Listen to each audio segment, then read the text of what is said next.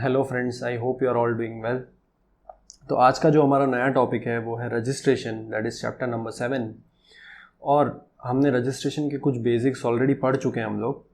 ठीक है, तो हमने उसमें समझा था कि जो रजिस्ट्रेशन है वो लेना कब मैंडेटरी होता है, when we are making taxable supply plus our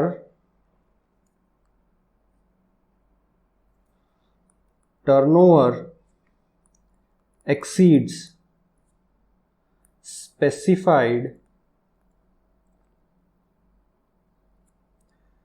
threshold limit। ठीक है, तो हमने सीखा था कि अगर हम टैक्सेबल सप्लाई करते हैं और हमारा टर्नओवर स्पेसिफाइड थ्रेशोल्ड लिमिट से एक्सीड हो जाता है तो क्या करवाना पड़ता है, हमें रजिस्ट्रेशन कराना पड़ता है। और एक बार हम रजिस्ट्रेशन करा लें तो हम आउटपुट टैक्स कलेक्ट कर सकते हैं और इनपुट टैक्स क्रेडिट लेने के लिए एलिजिबल हो जाते हैं। ठीक है, तो अब ये टैक्सेबल सप्लाई क्या है फ्रेंड्स? जिस सप्लाई पे हम टैक्स कलेक्ट करते हैं उसे कहते हैं हम टैक्सेबल सप्लाई, और जिस सप्लाई पे हम टैक्स नहीं कलेक्ट करते हैं उसे हम कहते हैं एग्जेम्प्ट सप्लाई। मतलब अगर मैं कर्ड या मिल्क का सप्लाई करता हूँ, ठीक है, कर्ड, मिल्क, फ्रूट्स, वेजिटेबल्स, मैं इन चीज़ों का सप्लाई करता हूँ तो ये कैसा सप्लाई हुआ? Exempt supply. ठीक है, तो क्या मेरे लिए रजिस्ट्रेशन कराना मैंडेटरी है? मेरे लिए रजिस्ट्रेशन कराना मैंडेटरी नहीं है। लेकिन अगर मैं सप्लाई करता हूँ वेफर्स, है ना, प्लास्टिक एट्सेट्रा, और भी अगर मैं और कोई भी टैक्सेबल प्रोडक्ट सप्लाई करता हूँ जिस पे मुझे टैक्स कलेक्ट करना मैंडेटरी है, तो क्या मेरे लिए रजिस्ट्रेशन लेना मैंडेटरी है? मेरे लिए रजिस्ट्रेशन लेना मैंडेटरी है इफ माय टर्नओवर, कैसा turnover? Aggregate turnover. If my aggregate turnover exceeds the specified threshold limit। ठीक है फ्रेंड्स, तो आपको ये समझ में आया टैक्सेबल सप्लाई कि अगर टैक्सेबल सप्लाई करूंगा तो क्या लेना है? रजिस्ट्रेशन लेना है। एग्जेम्प्ट सप्लाई करूंगा तो क्या रजिस्ट्रेशन लेना मैंडेटरी है? रजिस्ट्रेशन लेना मैंडेटरी नहीं है। और टैक्सेबल सप्लाई में भी अगर आपका जो टर्नओवर है वो स्पेसिफाइड थ्रेशोल्ड को क्रॉस कर जाता है तभी आपके लिए रजिस्ट्रेशन लेना क्या है? मैंडेटरी है। अब हम समझते हैं कि एग्रीगेट टर्नओवर क्या होता है। ठीक है, इसको आप नोट करेंगे, टर्नओवर के आगे लिखेंगे एग्रीगेट टर्नओवर। ठीक है, so now let's learn what is aggregate turnover. Aggregate turnover की डेफिनेशन हमें यह समझाती है कि हमें जो लिमिट कैलकुलेट करनी है, मान लीजिए हमारे केस में हम ऐसे स्टेट में हैं जहां पे थ्रेशोल्ड लिमिट है 20 lakhs। ठीक है, हमने चैप्टर नंबर 1 में देखा था कि स्टेट वाइज अलग अलग क्या होती है, रजिस्ट्रेशन की लिमिट्स होती है। तो मान लीजिए हम ऐसे स्टेट में हैं जहां पे लिमिट क्या है? 20 lakhs। अगर 20 लाख से ज़्यादा आपका टर्नओवर हुआ तो आपको क्या कराना पड़ेगा? रजिस्ट्रेशन। तो ये जो एग्रीगेट टर्नओवर का डेफिनेशन है वो हमें ये समझाता है कि आपको जो 20 लाख है वो कैलकुलेट कैसे करना है। मतलब आपके टर्नओवर में आपको क्या इंक्लूड करना है और टर्नओवर में से क्या एक्सक्लूड करना है। ठीक है, सो हम देखते हैं कि पहले एक्सक्लूड क्या करना है। तो CGST, SGST, UTGST, IGST, cess, इन चीज़ों को हमें क्या करना है? एक्सक्लूड। मतलब अगर मैंने 100 रुपये का सप्लाई किया, उस पर मैंने GST, for the sake of simplicity में क्या लिख रहा हूँ? GST। ठीक है, 5 रुपीज़ कलेक्ट किया तो टोटल कितना हो गया? 105, है ना। तो एग्रीगेट टर्नओवर की डेफिनेशन ये कहती है कि आपको 100 ही कैलकुलेट करना है, मतलब 100 ही फिगर लेना है आपके एग्रीगेट टर्नओवर में इंक्लूड करने के लिए, 105 को नहीं लेना है।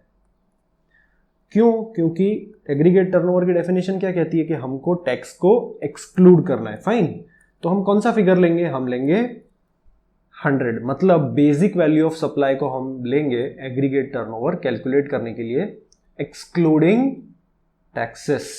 फाइन, और क्या एक्सक्लूड करना है? Value of inward supplies on which tax is payable under reverse charge. हमने रिवर्स चार्ज समझा था फ्रेंड्स। रिवर्स चार्ज के केस में हमने क्या समझा था कि जो रेसिपिएंट होता है, रेसिपिएंट ऑफ गुड्स और रेसिपिएंट ऑफ सर्विस, उसको क्या करना होता है, टैक्स गवर्नमेंट को पे करना होता है। फॉरवर्ड चार्ज में क्या होता है, रेसिपिएंट किसको पे करता है, सप्लायर को, और सप्लायर किसको पे करता है, गवर्नमेंट को। उसको क्या कहते हैं, फॉरवर्ड चार्ज। लेकिन कुछ लिस्ट ऑफ ट्रांजैक्शन है जहां पे गवर्नमेंट क्या कहती है कि टैक्स कैसे पे करना है, रिवर्स चार्ज में पे करना है। और रिवर्स चार्ज में टैक्स कैसे पे होता है, बायर सप्लायर को केवल क्या देता है, बेसिक वैल्यू। इस ट्रांजैक्शन में जो 100 रुपए है ना, उसको हम बोलते हैं बेसिक वैल्यू। ठीक है, तो सप्लायर बायर को क्या देगा, सॉरी बायर सप्लायर को क्या देगा, सेलर को बेसिक वैल्यू देगा। और ये जो 5 रुपए है ये किसको पे कर देगा, डायरेक्टली गवर्नमेंट को। इस ट्रांजैक्शन को क्या बोलते हैं, रिवर्स चार्ज ट्रांजैक्शन। ठीक है, अब यहां पे लिखा है वैल्यू ऑफ इनवर्ड सप्लाईज। हम ऐसा मान लेते हैं कि ये जो हमने ट्रांजैक्शन लिखा ये रिवर्स चार्ज वाला ट्रांजैक्शन है। ठीक है, इस पे लगता है आरसीएम, रिवर्स चार्ज मैकेनिज्म। यहां पे लिखा है value of inward supplies on which tax is payable under reverse charge. उसको क्या करना है, एक्सक्लूड। मतलब हमको हमारे टर्नओवर में जो हमने ये 100 रुपए पे किए, किसको, सेलर को, वो इंक्लूड नहीं करना है। ठीक है, अब आप लॉजिकली सोचेंगे तो आपको समझ आएगा कि वैसे भी ये तो क्या है, हमारा परचेज है, इनवर्ड सप्लाई है, तो हम इसको टर्नओवर में क्यों इंक्लूड करेंगे। गवर्नमेंट ने क्लैरिफिकेशन इसीलिए दिया क्योंकि ये एक ऐसा ट्रांजैक्शन है जिसमें टैक्स आप गवर्नमेंट को पे कर रहे हो, है ना। आउटपुट, आउटवर्ड सप्लाईज में भी हम क्या करते हैं, अगर हम सेलर हैं तो हम ही गवर्नमेंट को टैक्स पे करते हैं डायरेक्टली बायर से कलेक्ट करके। समझ रहे फ्रेंड्स, आउटवर्ड सप्लाई में हम ही बायर से टैक्स कलेक्ट करके गवर्नमेंट को पे करते हैं। इस केस में, आरसीएम के केस में, अगर हम सेलर हैं तो क्या हमें गवर्नमेंट को टैक्स पे करना है, नहीं करना है। कौन करेगा, बायर डायरेक्टली करेगा। इसलिए गवर्नमेंट ने क्या कह दिया कि ये जो ट्रांजैक्शन है जिसपे रिवर्स चार्ज मैकेनिज्म लगता है वो क्या है आपके लिए, अगर आप बायर है तो इनवर्ड सप्लाईज, तो उसका जो बेसिक वैल्यू है वो आपको आपके एग्रीगेट टर्नओवर में इंक्लूड नहीं करना है, क्योंकि वो आपका टर्नओवर नहीं है, वो किसका टर्नओवर है, आपके सेलर का, आपके सप्लायर का टर्नओवर है। ठीक है, अब आते हैं हमको क्या इंक्लूड करना है। टैक्सेबल सप्लाईज, मतलब जिन पे हम टैक्स कलेक्ट करते हैं। एग्जेम्प्ट सप्लाईज, ठीक है, जिन पे हम टैक्स कलेक्ट नहीं करते हैं। Exempt supplies including non GST and nil rated supplies. Nil rated मतलब जिसपे 0% टैक्स लगता है, नॉन जीएसटी मतलब goods outside the ambit of GST. ये हमने पढ़ा हुआ है। ठीक है, third, exports. If I am exporting the goods out of the country तो क्या करेंगे, इसको इंक्लूड करेंगे टर्नओवर को। इंटरस्टेट सप्लाईज, अगर मैं अपने स्टेट के बाहर कुछ सेल कर रहा हूं तो उसको भी क्या करेंगे, इंक्लूड करेंगे। मान लेते हैं, एक एग्जांपल लेते हैं, मेरा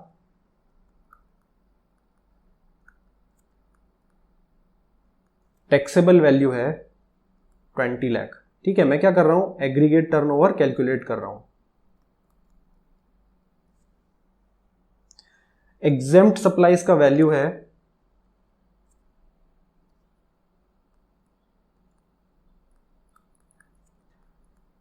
10 लाख। ठीक है, एक्सपोर्ट का वैल्यू है 5 लाख। टैक्स का वैल्यू है 3 लाख। ठीक है, तो अब हमें कहा गया है कि आप एग्रीगेट टर्नओवर कैलकुलेट कीजिए। तो एग्रीगेट टर्नओवर में क्या इंक्लूड करेंगे, 20 + 10 + 5, इस 3 को इंक्लूड करेंगे, नहीं करेंगे, क्योंकि ये क्या है, टैक्स। कौन सा टैक्स, मान लेते हैं सीजीएसटी, एसजीएसटी या आईजीएसटी, है ना। ये क्या है, जीएसटी है, तो इसको क्या हम इंक्लूड करेंगे, इसको इंक्लूड नहीं करेंगे। तो हमारा एग्रीगेट टर्नओवर कितना हुआ, 20 + 10 + 5, दैट इज 35 लाख। अब हम ऐसे स्टेट में हैं जहां पे रजिस्ट्रेशन लिमिट कितनी है, 20 लाख रुपए, है ना। तो अगर हमारा टर्नओवर 35 लाख है तो क्या हमारे लिए रजिस्ट्रेशन कराना मैंडेटरी है, बिल्कुल हमारे लिए रजिस्ट्रेशन कराना क्या है, मैंडेटरी है। एक और एग्जांपल लेते हैं। आपका वैल्यू ऑफ टैक्सेबल सप्लाईज है 5 लाख, एग्जेम्प्ट सप्लाईज है 3 लाख, ठीक है, एक्सपोर्ट है 1 lakh, value of transactions on which tax is paid on reverse charge basis ये है 12 लाख, और जीएसटी है मतलब टैक्स वो है 5 लाख। अब हमें क्वेश्चन में कहा गया है कैलकुलेट योर एग्रीगेट टर्नओवर। तो हमारा एग्रीगेट टर्नओवर में हम क्या इंक्लूड करेंगे? टैक्सेबल इंक्लूड करेंगे, यस। एग्जेम्प्ट इंक्लूड करेंगे, exempt supply, yes. Export include करेंगे, एक्सपोर्ट का turnover, yes. Reverse charge mechanism वाला टर्नओवर इंक्लूड करेंगे? नहीं करेंगे। ये क्या हमारा टर्नओवर है? नहीं है। ये क्या हमारे इनवर्ड सप्लाईज हैं जिन पे हमने टैक्स क्या पे किया है? रिवर्स चार्ज में पे किया है, तो इनको हम इंक्लूड नहीं करेंगे। टैक्स इंक्लूड करेंगे? नहीं करेंगे। तो हमारा एग्रीगेट टर्नओवर कितना होगा? 5 + 3 8 + 1 9 लाख। तो क्या हमारे लिए रजिस्ट्रेशन कराना मैंडेटरी है? हमारे लिए रजिस्ट्रेशन कराना मैंडेटरी नहीं है, क्योंकि हमारा टर्नओवर क्या है? 20 लाख रुपए से नीचे है। समझ आ रहा है फ्रेंड्स? ठीक है, तो ये हो गया एग्रीगेट टर्नओवर। अब इसमें दो बहुत ही क्रूशियल सेंटेंसेस दिए हुए हैं। Value of outward supplies of persons having same PAN to be computed on all India basis. इसका मतलब अगर मैं महाराष्ट्र में बिजनेस कर रहा हूं और मेरा टर्नओवर यहाँ पे 5 लाख, गुजरात में भी मैं बिजनेस कर रहा हूं, ठीक है, मेरा गुजरात में भी एक यूनिट है, वहां से मेरा टर्नओवर है 10 लाख। मैं असम में बिजनेस कर रहा हूं, वहां पे भी मेरा टर्नओवर है 15 लाख। तो ये सेंटेंस ऐसा कहता है कि persons having same PAN to be computed on all India basis, मतलब मेरा पैन नंबर तो एक कॉमन ही होता है, ठीक है। पैन नंबर कहां पे इशू होता है? अंडर इनकम टैक्स एक्ट, ठीक है, इनकम टैक्स डिपार्टमेंट इशू करता है पैन नंबर, और पैन नंबर तो आपका ऑल इंडिया सेम ही रहेगा। तो कहा है कि एक पैन नंबर से जितने भी बिजनेसेस हो रहे हैं ऑल इंडिया में, मतलब एक पैन नंबर से जितने भी बिजनेस हो रहे हैं, मतलब मेरा अगर एक पैन नंबर है, ठीक है, तो मैं जिस जिस स्टेट में बिजनेस करूंगा उन सभी स्टेट्स का जो टर्नओवर होगा उसका टोटल करेंगे और देखेंगे कि क्या वो टोटल 20 लाख रुपए से ऊपर जा रहा है, ठीक है। अगर वो टर्नओवर 20 लाख रुपए से ऊपर जाएगा तो हमें क्या कराना पड़ेगा? हमें रजिस्ट्रेशन कराना पड़ेगा। यानी turnover with in the state calculate नहीं करना है फ्रेंड्स, आपको कैलकुलेट करना है turnover on pan India basis, all India basis. मतलब गुजरात में 10 लाख, महाराष्ट्र में 5 लाख और असम में 15 लाख, तो इन तीनों का टोटल करेंगे। इन तीनों का टोटल क्या हो रहा है? 30 लाख। तो ये क्या 20 लाख से ज्यादा है? ये 20 लाख से ज्यादा है। इसीलिए आपको क्या है? रजिस्ट्रेशन कराना मैंडेटरी है। समझ आ रहा है फ्रेंड्स इन दो लाइंस का मतलब? Of the persons having same PAN to be computed on all India basis, और वो भी इसी तरीके से कैलकुलेट करेंगे, टैक्सेबल, एग्जेम्प्ट, एक्सपोर्ट, आरसीएम, है ना, किसको इंक्लूड करना है, किसको एक्सक्लूड करना है। फाइन। अब फ्रेंड्स एक क्रूशियल पॉइंट ये है कि अगर मैं राजस्थान में केवल एग्जेम्प्ट सप्लाई कर रहा हूं, ठीक है, राजस्थान में क्या कर रहा हूं? केवल एग्जेम्प्ट सप्लाई। गुजरात में क्या कर रहा हूं? केवल टैक्सेबल सप्लाई।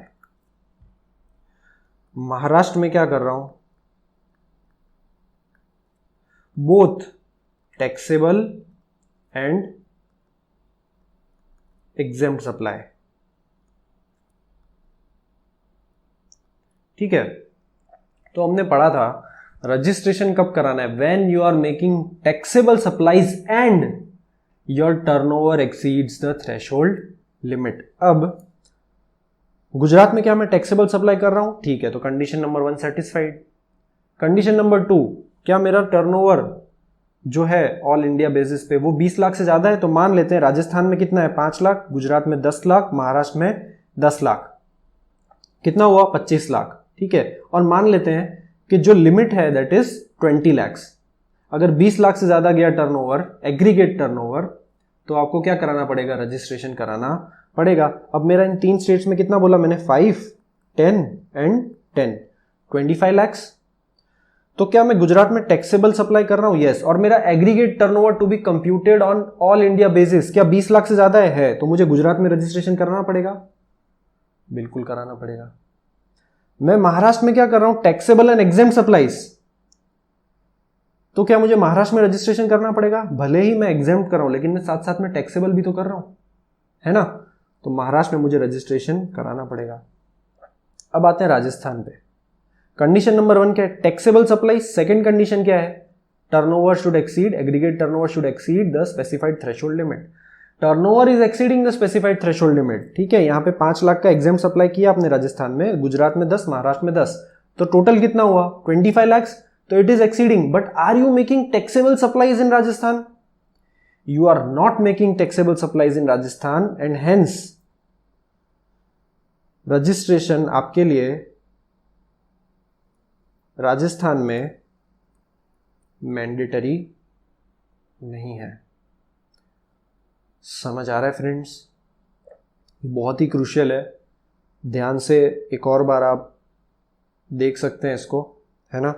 ध्यान से सुनिए, समझने की कोशिश कीजिए कि आपकी 2 कंडीशंस हैं रजिस्ट्रेशन की। 1 taxable supplies, number 2 threshold limit. दोनों सेटिस्फाई होती है तो ही आपको क्या कराना है, रजिस्ट्रेशन कराना है। राजस्थान के केस में दोनों सेटिस्फाई नहीं हो रही है, इसलिए राजस्थान में हम रजिस्ट्रेशन नहीं कराएंगे, क्योंकि हम वहां पे क्या कर रहे हैं, केवल एग्जेम्प्ट सप्लाई। ठीक है, क्लियर। कुछ एग्जांपल्स दिए हैं, वो एग्जांपल अब हम देखेंगे। Raghubir Private Limited pays GST on sitting fees paid to the directors for services rendered by them under reverse charge. Raghubir Private Limited ने डायरेक्टर से सर्विस ली, है ना, और उस सर्विस के बदले डायरेक्टर को क्या पे किया, सिटिंग फीस पे की, है ना। डायरेक्टर्स मीटिंग में पार्टिसिपेट करने के लिए क्या लेते हैं फ्रेंड्स, सिटिंग फीस। और उस सिटिंग फीस पे जो टैक्स होता है, उस टैक्स को हम पे करते हैं रिवर्स चार्ज मैकेनिज्म के बेसिस पे, ठीक है। मतलब डायरेक्टर को टैक्स नहीं पे करना होता है, टैक्स कौन पे करेगा, रघुवीर प्राइवेट लिमिटेड, है ना। कैसे पे करेगा, अंडर आरसीएम, मतलब डायरेक्टली गवर्नमेंट को पे कर देगा, और बेसिक अमाउंट किसको दे देगा, डायरेक्टर्स को। तो इस केस में जो आपने सिटिंग फीस डायरेक्टर को पे की, सपोज आपने सिटिंग फीस पे की 1 लाख, उस पर टैक्स लगा 5K, तो टोटल वैल्यू कितना हुआ 1.5 lakhs, है ना, 1.05 lakhs, है ना, 1,05,000 रुपए। तो ये जो 1 लाख रुपए है इसको हम एग्रीगेट टर्नओवर में इंक्लूड नहीं करेंगे। यही यहाँ पे लिखा हुआ है, value of services provided by the directors to रघुवीर private limited will form part of aggregate turnover of directors and not of रघुवीर private limited. Fine. A dealer X has 2 offices, one in Delhi, another in Haryana.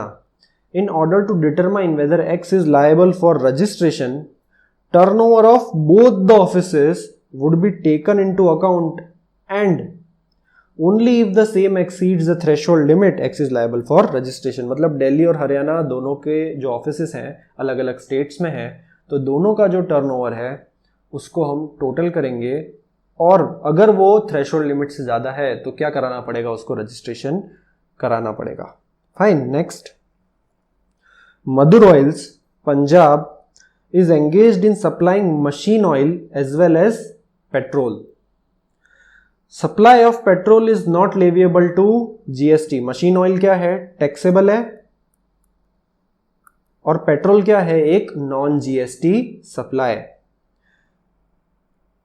In order to determine whether Madhur oil is liable for registration, ये पता करने के लिए कि मधुर oil registration उसके लिए कराना मैंडेटरी है कि नहीं है, turnover of both non taxable as well as taxable supplies would be taken into account, and if the same exceeds the threshold limit, Madhur Oil is liable for registration. मतलब क्या बोला है, नॉन जीएसटी सप्लाई को और taxable supply को, दोनों का जो टर्नओवर है उसका टोटल करके हम डिटरमाइन करेंगे कि रजिस्ट्रेशन कराना मैंडेटरी है या नहीं है। ठीक है फ्रेंड्स, क्लियर है यहां तक। फ्रेंड्स, तो हमारे अभी तक के डिस्कशन से आपको ये पता पड़ गया होगा कि जीएसटी में स्टेट वाइज रजिस्ट्रेशन होता है। ठीक है, मीनिंग देयर बाय सपोज मेरा गुजरात में रजिस्ट्रेशन है और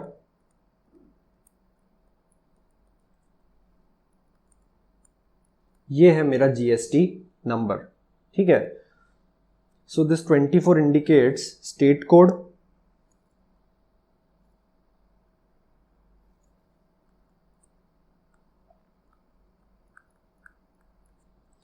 ये है आपका पैन नंबर,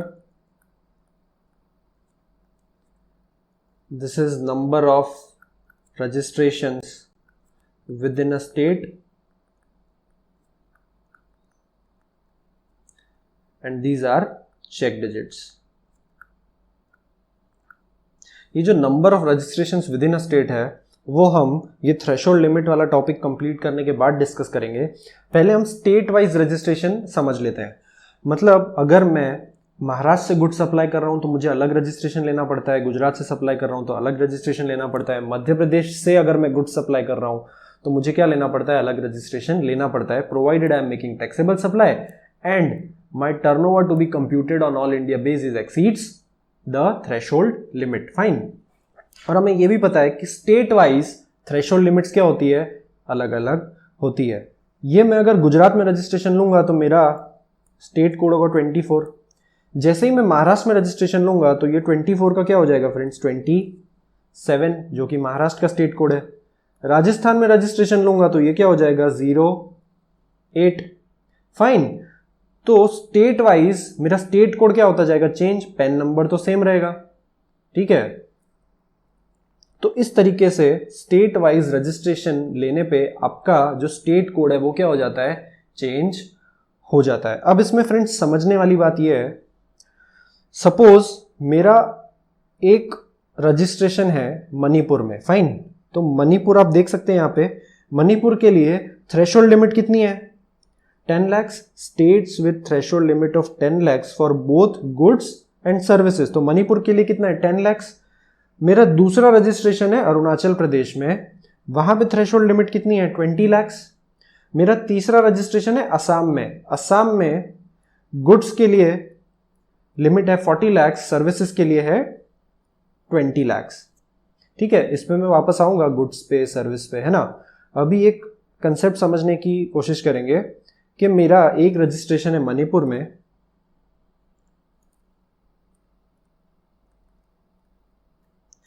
जहां की लिमिट क्या है, 10 लाख। एक है अरुणाचल प्रदेश में जहां की लिमिट क्या है, 20 लाख। और एक है असम में जहां की लिमिट क्या है, 40 लाख। फाइन।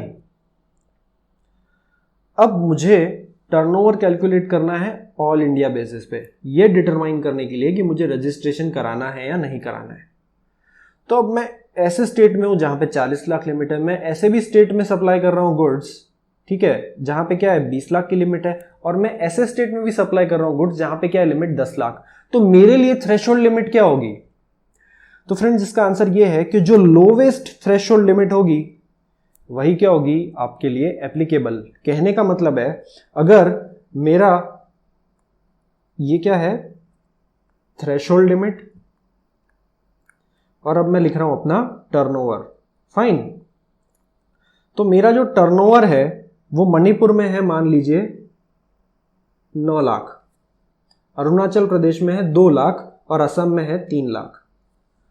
तो टोटल कितना हुआ 14 lakhs। तो क्या मेरे लिए रजिस्ट्रेशन कराना मैंडेटरी है? हाँ है। मणिपुर की लिमिट कितनी है 10 लाख, तो मेरे लिए थ्रेशोल्ड लिमिट कौन सी हो गई 10 लाख, लोवेस्ट। तो क्या मुझे केवल मणिपुर में रजिस्ट्रेशन कराना है या मणिपुर और अरुणाचल प्रदेश और असम तीनों में? मुझे फ्रेंड्स तीनों स्टेट्स में रजिस्ट्रेशन कराना है, क्योंकि मेरी थ्रेशोल्ड लिमिट हो गई 10 लाख और मेरी जो टैक्सेबल थ्रेशोल्ड लिमिट है वो क्या हो गई क्रॉस, क्योंकि यहां मेरा टर्नओवर कितना है 14 lakhs। एग्रीगेट टर्नओवर कितना है 14 lakhs। तो मुझे मणिपुर में भी, असम में भी और अरुणाचल प्रदेश में भी क्या कराना पड़ेगा, रजिस्ट्रेशन कराना पड़ेगा। फाइन। अगर मेरा इन तीनों का टर्नओवर मान लीजिए मणिपुर का 3 लाख, असम का 2 लाख, है ना, अरुणाचल प्रदेश का 2 लाख, तो टोटल कितना हुआ 9 lakhs। तो मुझे कहीं भी रजिस्ट्रेशन कराने की ज़रूरत नहीं है, क्योंकि मेरा थ्रेशोल्ड लिमिट कितना है, 10 लाख। ठीक है, अब so these are the 4 states, Manipur, Mizoram, Nagaland and Tripura, जहां पे क्या है, either you whether you supply goods और यू सप्लाई सर्विसेज, आपको लिमिट कौन सी एप्लीकेबल होगी, 10 lakhs। ये इन 6 स्टेट्स में, अरुणाचल प्रदेश, मेघालय, सिक्किम, उत्तराखंड, पौंडीचेरी, तेलंगाना। ठीक है, यहां पे क्या लिमिट एप्लीकेबल होगी, 20 lakh for both goods and services. मतलब आप गुड्स सप्लाई करो चाहे आप सर्विस सप्लाई करो, अगर आपका टर्नओवर 20 लाख से ज्यादा जाएगा, अगर आप मेघालय में बिजनेस कर रहे हैं या अरुणाचल प्रदेश में बिजनेस कर रहे हैं, तो आपके लिए लिमिट क्या होगी, 20 लाख। लेकिन अगर आपका एक यूनिट मेघालय में, एक मिजोरम में है, तो आपके लिए थ्रेशोल्ड लिमिट क्या हो गई, 10 लाख रुपए। समझ आ रहा है फ्रेंड्स? अगर इन केस में Jammu Kashmir, Assam, Himachal Pradesh and other states, Jammu Kashmir, Assam, Himachal Pradesh और इनके अलावा जितने भी स्टेट्स बच गए, है ना, मतलब इन सबको एक्सक्लूड करने के बाद, है ना, ये 6 और 4 10 स्टेट्स, और जम्मू कश्मीर, असम, हिमाचल प्रदेश, इन सबको एक्सक्लूड करने के बाद जितने भी स्टेट्स बचे, मतलब other states plus Jammu and Kashmir plus Assam plus Himachal Pradesh, इन स्टेट्स के लिए क्या है, if you are engaged exclusively in supply of goods, exclusively in supply of goods, तो आपके लिए लिमिट क्या है, 40 lakhs। थ्रेशोल्ड लिमिट कितनी है, 40 lakhs। If you are engaged exclusively in supply of services, या फिर you are engaged in supply of both goods and services, तो आपके लिए लिमिट क्या है, 20 लाख रुपीज। समझ में आ रहा है फ्रेंड्स? अगर मैं केवल गुड्स में बिजनेस कर रहा हूं, ठीक है, मैं केवल गुड्स में डील करता हूं, तो क्या लिखा है, persons engaged exclusively in intra state supply of goods, तो intra state supply of goods, उनके लिए क्या लिमिट है, 40 lakhs, exclusively in goods plus intra state. अगर मैं inter state supply of goods करूंगा, तो inter state supply of goods, तो मेरे लिए लिमिट क्या हो जाएगी फ्रेंड्स, 20 लाख। इंटर स्टेट मतलब स्टेट के बाहर। अगर इंट्रा स्टेट करूंगा और केवल गुड्स में डील करूंगा, तो लिमिट क्या है, 40 lakhs। केवल सर्विसेज सप्लाई करूंगा तो लिमिट क्या है, 20 lakh. Both goods and service supply करूंगा तो लिमिट क्या है, 20 लाख। यानी if you are supplying goods, you are dealing in goods plus you are doing only intra state sales, तो आपके लिए लिमिट क्या है, 40 लाख रुपीस। फाइन, समझ आ रहा है friends? Now this exemption limit of 40 lakh, that is supply of goods intrastate, उनके लिए क्या लिमिट है, 40 lakh, and this exemption of 40 lakh is not applicable to persons engaged in making supplies of ice cream and other ice edible products, whether or not containing cocoa, pan masala and tobacco and manufactured tobacco substitutes। मतलब if you are making supplies of ice cream and ice edible products, ठीक है, paan masala and tobacco and its substitutes, तो आपको ये 40 लाख की जो exemption limit है उसका बेनिफिट नहीं मिलेगा। 40 लाख की एग्जेम्पशन लिमिट का बेनिफिट कब मिलता है फ्रेंड्स, जब we are making supply from Jammu and Kashmir, Assam, Himachal Pradesh and all the other states, ठीक है। और what kind of supplies should we made, we should be in supply exclusively in supply of goods plus only intrastate goods, है ना। Interstate supply करेंगे तो ये 40 लाख का जो बेनिफिट है एग्जेम्पशन का वो हमको नहीं मिलेगा। तो ये जो एग्जेम्पशन है 40 लाख का, ये किसको नहीं मिलेगा, if I am making supplies of ice cream, other ice edible products, पान मसाला, टोबैको एंड इट्स सब्स्टिट्यूट्स, ठीक है। कुछ एग्जांपल्स देखते हैं। Prithviraj of Assam is exclusively engaged in intrastate supply of shoes। क्या कर रहा है, supply of shoes. His aggregate turnover in the current financial year is 22 lakh. उसका करंट ईयर में टर्नओवर है 22 lakhs. The applicable threshold limit for registration for Prithviraj in the given case is 40 lakh. Friends, वो असम से business कर रहा है ना, and he is exclusively engaged in supply of shoes which is goods, plus he is engaged in intrastate supply only. Interstate supply भी नहीं कर रहा है, interstate supply नहीं कर रहा है, केवल क्या कर रहा है, intrastate supply. तो असम के लिए क्या लिमिट है, 40 lakhs. Hence he is not liable to be registered under GST. If in above example all other things remaining same, Prithviraj is exclusively engaged in supply of pan masala instead of shoes, he will not be eligible for higher threshold limit of 40 lakhs. क्योंकि पान मसाला क्या है, एक exception है जिसमें ये exemption limit का benefit नहीं मिलता है. If he is making supplies of पान मसाला इंस्टेड ऑफ शूज, तो उसको ये 40 लाख का जो एग्जेम्पशन लिमिट का बेनिफिट है वो नहीं मिलेगा. तो उसके लिए एग्जेम्पशन लिमिट कितनी होगी, जितनी दूसरों के लिए होती है, that is 20 lakh rupees.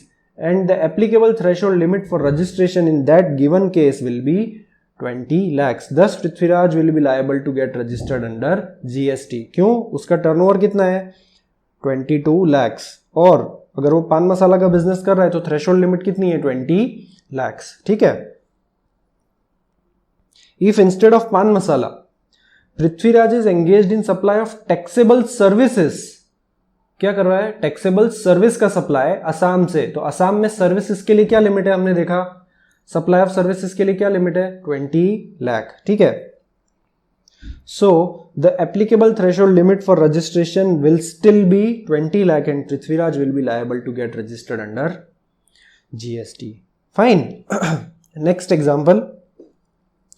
Shivaji of Telangana is exclusively engaged in intrastate supply of toys. Fine. Intrastate supply of toys. कहां से कर रहा है, तेलंगाना से. अब तेलंगाना के लिए क्या लिमिट एप्लीकेबल है, तेलंगाना के लिए for goods and service both क्या लिमिट है, 20 lakh rupees. Its aggregate turnover in the current year is 22 lakhs. Shivaji is making taxable supplies from Telangana. He will not be eligible for higher threshold limit in case of exclusive supply of goods. The applicable threshold limit for registration for Shivaji in this case is 20 lakh rupees. Thus he is liable to get registered under GST. Turnover कितना है, 22 lakh. Limit कितनी है, 20 lakh. Threshold कितना है, 20 लाख है. तो उसको क्या कराना पड़ेगा, रजिस्ट्रेशन कराना पड़ेगा. Fine. If in above example all other things remaining same, Shivaji is exclusively engaged in supply of services, the applicable threshold limit will still be 20 lakhs. ठीक है. तेलंगाना से आप गुड्स सप्लाई करो चाहे सर्विस सप्लाई करो, लिमिट तो क्या है, 20 लाख रुपए. Thus Shivaji will be liable to get registered under GST. If Shivaji is engaged in supply of both goods and services, क्या कुछ गुड्स सप्लाई कर रहा है कुछ सर्विस, मतलब सपोज मेरा मशीन मैन्युफैक्चरिंग का बिजनेस है, तो जो लोग मुझसे मशीन खरीदेंगे वो लोग मुझसे मशीन की सर्विस भी तो कराएंगे, तो सर्विस चार्जेस अलग लगेंगे, जो क्या हो गया, प्रोविजन ऑफ सर्विस. मशीन की सेल क्या हो गया, सेल ऑफ गुड्स. तो मैं क्या कर रहा हूं, sale of goods and provision of service दोनों क्या कर रहा हूं, साथ में प्रोवाइड कर रहा हूं. तो इसी तरीके से शिवाजी भी क्या कर रहा है, supply of both goods and services. तो applicable threshold limit for registration will be 20 lakh only. और उसको क्या कराना पड़ेगा, रजिस्ट्रेशन कराना पड़ेगा. Ashoka of Manipur is exclusively engaged in intrastate supply of paper. Manipur का है. फाइन. तो मणिपुर के लिए क्या लिमिट है, मणिपुर के लिए लिमिट है 10 lakh rupees for both goods and services. Ashoka of Manipur is engaged in intrastate supply of paper. In its aggregate turnover is 12 lakh. Since Ashoka is making taxable supplies from Manipur, which is a special category state, the threshold limit for registration for Ashoka in the given case is 10 lakh rupees. Thus, he is liable to get registered under GST. All the other things remaining same, Ashoka is exclusively engaged in supply of taxable services instead of toys. The applicable threshold limit for registration will still be 10 lakh, क्योंकि goods और service दोनों के लिए क्या limit है, 10 lakh. Ashoka will be liable to get registered under GST. Further, if Ashoka is engaged in supply of both taxable goods and services, The applicable limit for registration in that case will also be 10 lakh rupees. Raghav of Assam, ये important है friends, इसको important mark कर दीजिए. Raghav of Assam is exclusively engaged in intrastate supply of ready-made garments. Its turnover in the current financial year from Assam is 28 lakh. Assam से कितना turnover है उसका? 28 लाख का. It has another showroom in Tripura. दूसरा showroom कहां पे? त्रिपुरा में, with a turnover of 11 lakhs in the current financial year. Since Raghav is engaged in supplying garments from a special category state which is Tripura. Friends, ये special category states क्या होते हैं? ये जो आपको मणिपुर, मिजोरम, नागालैंड, त्रिपुरा, अरुणाचल प्रदेश, मेघालय, सिक्किम, उत्तराखंड, पौंडीचेरी, तेलंगाना, जम्मू एंड कश्मीर, असम एंड हिमाचल प्रदेश, ये सारे जो स्टेट्स हैं, ये सारे कौन से स्टेट्स माने जाते हैं? Special category states. ठीक है.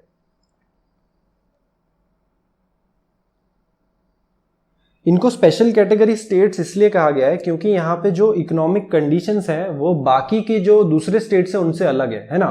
ये स्टेट्स उतने डेवलप्ड नहीं है, यानी आप कह सकते हैं कि या डेवलपिंग है या कैसे है, अंडर डेवलप्ड. बिजनेस कंडीशंस भी नॉर्मल नहीं है और वहां पे 10 लाख या 20 लाख का टर्नओवर जो है वहां के लिए लिमिट आप देख रहे होंगे कि गवर्नमेंट ने 10 लाख इन स्टेट्स के लिए और 20 लाख अरुणाचल प्रदेश, मेघालय, सिक्किम वगैरह के लिए रखी हुई है. क्यों? क्योंकि वहां पे लोअर थ्रेशोल्ड जो है वो भी काफी बड़ा टर्नओवर माना जाता है. ठीक है फ्रेंड्स, तो इन स्पेशल कैटेगरी स्टेट्स की लिमिट गवर्नमेंट क्या रखती है? कम लगती है दूसरे जो स्टेट्स हैं उनसे. फाइन. तो इस केस में उसका एक और शोरूम है, वो कहां पे? त्रिपुरा. और त्रिपुरा का हमको पता है कितना है लिमिट? 10 लाख रुपीज. और असम का लिमिट कितना है? If exclusively engaged in supply of goods and that to intrastate supply तो कितना? 40 lakh. Goods and service both तो कितना? 20 लाख. Only service तो कितना? 20 lakh. Fine.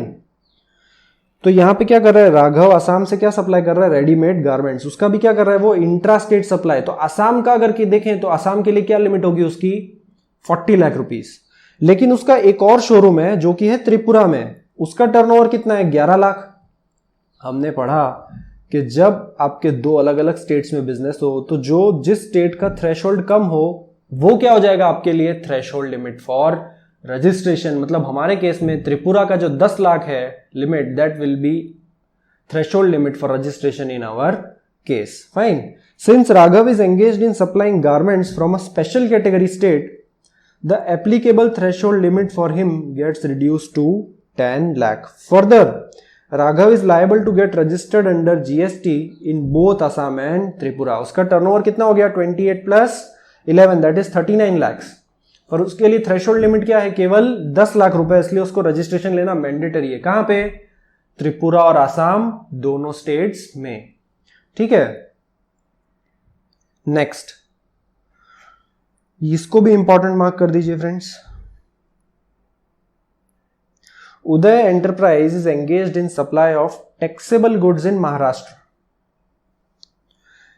It also supplies alcoholic liquor for human consumption from Nagaland. Friends, हमने पढ़ा था alcoholic liquor for human consumption जो सप्लाई है वो कैसा सप्लाई है? वो एक non taxable, non GST supply है. जो हमने पढ़ा था goods outside the ambit of GST, उसमें क्या था? alcoholic liquor for human consumption. ठीक है. So it also supplies alcoholic liquor for human consumption from Nagaland. Its turnover in current financial year is 34 lakh in Maharashtra and 8 lakh in Nagaland. Since Uday Enterprise is exclusively engaged in making taxable supply of goods from Maharashtra, the applicable threshold limit for obtaining registration is 40 lakh. Intrastate supply of goods Maharashtra में तो क्या हो जाएगा? 40 lakh.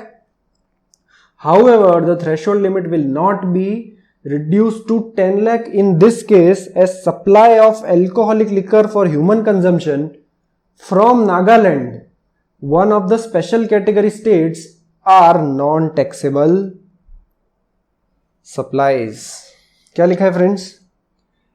The threshold limit will not be reduced to 10 lakh in this case as supply of alcoholic liquor for human consumption from Nagaland are non-taxable supplies.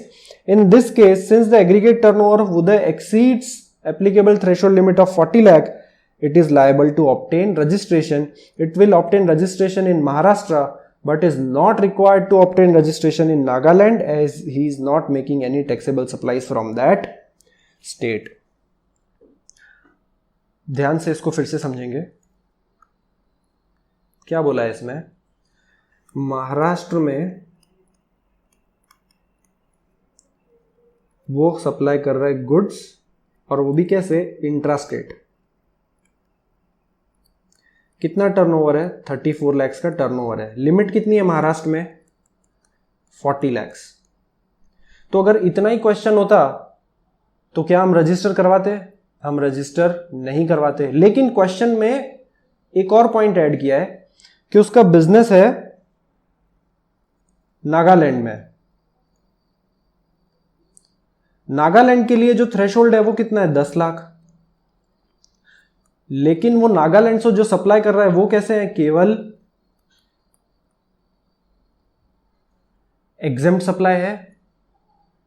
अब aggregate turnover की definition ये कहती है कि टैक्सेबल टर्नओवर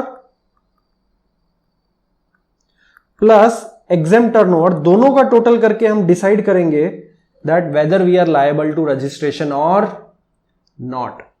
समझ आ रहा है फ्रेंड्स? तो हमारा टर्नओवर कितना हो गया? 44 लाख. तो एग्रीगेट टर्नओवर कितना है ये तो क्लियर है. वो कितना है? 44 लाख. ठीक है, एग्रीगेट टर्नओवर. अब हमने ये पढ़ा था कि अगर आप 2 स्टेट्स में बिजनेस कर रहे हैं तो जिस स्टेट का जो थ्रेशोल्ड लिमिट लोअर है वो क्या हो जाएगा? आपका थ्रेशोल्ड लिमिट. मतलब नागालैंड का थ्रेशोल्ड कितना है? 10 लाख. महाराष्ट्र का 40 लाख. तो आपका थ्रेशोल्ड लिमिट कितना हो जाएगा? 10 लाख. ये हमने पढ़ा था.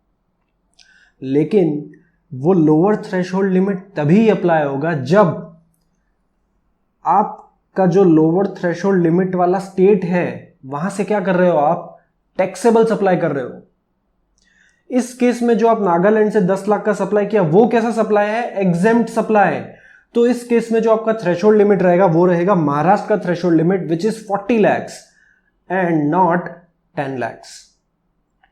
ठीक है, हमने पढ़ा था कि जो स्टेट का थ्रेशोल्ड लिमिट लोअर है, आपके अगर मल्टीपल स्टेट्स में बिजनेस है तो जिस स्टेट की थ्रेशोल्ड लिमिट लो है वो क्या हो जाएगी? आपकी थ्रेशोल्ड लिमिट. है ना?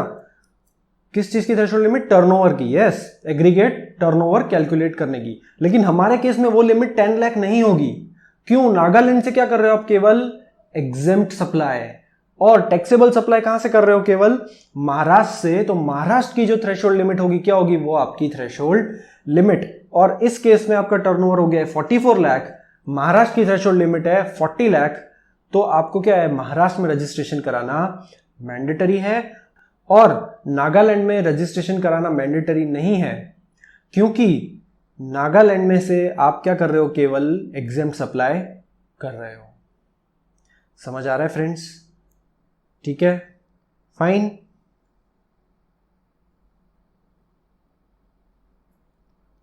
A person is required to obtain registration with respect to his each place of business in India from where a taxable supply has taken place. मतलब यही कह रहा है कि state wise registration कराना है ना? However, a supplier is not liable to obtain registration in a state from where he makes an exempt and non-taxable supply. Simple है, जहां से आप एग्जेम्प्ट या नॉन टैक्सेबल सप्लाई कर रहे हो उस स्टेट में रजिस्ट्रेशन कराना मैंडेटरी नहीं है. Where a business is transferred, ये थोड़ा अलग है, ध्यान से सुनिएगा इसको. जब आप अपना बिजनेस क्या कर देते हैं? सेल कर देते हैं, ट्रांसफर कर देते हैं. ठीक है, एज अ गोइंग कंसर्न. मतलब आपका वेफर मैन्युफैक्चरिंग का बिजनेस है, मैन्युफैक्चरिंग जो एक्टिविटी है वो कंटिन्यू रहेगी और जो बायर है वो उस एक्टिविटी को कंटिन्यू करेगा. आपने क्या किया? बिजनेस सेल किया as a going concern, business चालू रहेगा. जस्ट क्या हो जाएगा? ओनर चेंज हो जाएगा. तो उस केस में क्या होगा वो लिखा है, when a business is transferred on account of succession और any other reason including transfer / change in ownership of the business due to death of the sole proprietor. ठीक है, to any other person as a going concern. मतलब business आपका चालू business आपने क्या कर दिया? सेल. देन द ट्रांसफरी और द सक्सेसर, मतलब जिसने बिजनेस बाय किया, is to be registered with effect from the date of transfer और सक्सेशन, मतलब जिसने बिजनेस बाय किया उसको सक्सेशन के डे से इमीडिएटली क्या कराना पड़ेगा, रजिस्ट्रेशन कराना पड़ेगा। ठीक है फ्रेंड्स, सिंपल है।